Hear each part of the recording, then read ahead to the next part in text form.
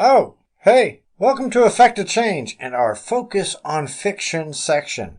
As you already know, fiction gives an escape from reality, and sometimes it offers a different perspective of it. Our Focus on Fiction segments offer a variety of stories and series to help you get away for just a little while. I've put links in the descriptions to the original author's work and their profiles. Be sure to check it out. There will be a lot of stories from a lot of writers coming up, so be sure to subscribe and hit the bell icon so you'll be notified when the new story comes out. I've also included a link to support me through Ko-fi and PayPal, should you be so generously inclined. And without any further ado, let's get into today's story. Olivia's Obsession. Chapter 2, Part 1. Reluctantly at Work. By Kathy K. She always got there early and sat in the fancy conference room to do whatever she did. Always. It was Monday morning, 6 a.m., and she was there. And I was there too. Just not there with her, but there above her, watching, waiting. It wasn't difficult to get above the ceiling tiles, just a bit of a squeeze for my mature and rather full body. Unlike the trip to the Eagles Caves, I had my phone with me for the eventuality that she would say or do something worth collecting. I had to stay really still so that she wouldn't suspect that I was there.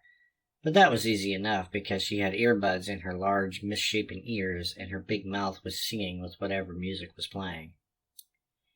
As I watched and listened, she started pecking away at her phone, and then she was talking loudly, obnoxiously, as usual.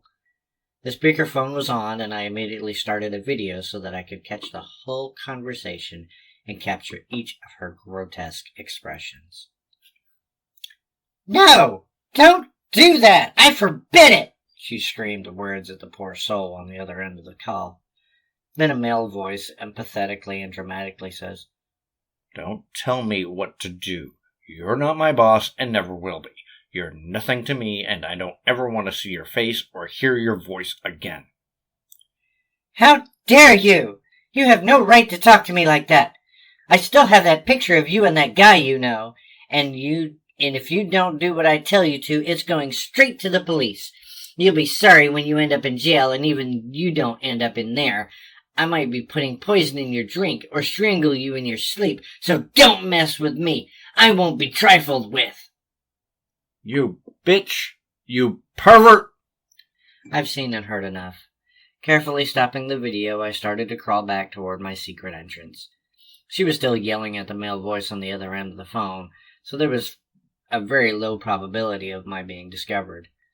Filled with elation, I slowly made my way across the ceiling tiles, holding my hard-earned treasure cautiously and victoriously. As I crawled through the dusty air ducts, I thought about the company that hired me 5 years ago. I couldn't believe that there were only 10 employees back then because there were well over 500 now, and not one of them was even close to being a friend to me. Still crawling almost to the locker room, I began to think about my office. I'd worked in the same hole-in-the-wall basement office with no windows since the beginning of this loathsome job. The basement is dark, depressing, and I absolutely hate it with all my heart and soul. Part of the reason for this hatred is that I have to share my basement space with 5 other people. 5 people. 5 people? The dreaded 5 are not ones that I care to talk or think about much, so I turned my thoughts elsewhere as I arrived at the locker room. Time to change my clothes and make my way to my old battered desk. At least I've made it ultra-organized and efficient, just the way I want it. A refuge from my stormy emotions, a safe place from the commotion in the dank room, my hiding place, my desk. I know you enjoyed this story. Show your support to the writer by following the links in the description and sharing it with your friends. Support this channel with likes, shares, and by subscribing. Any donations are greatly appreciated as well.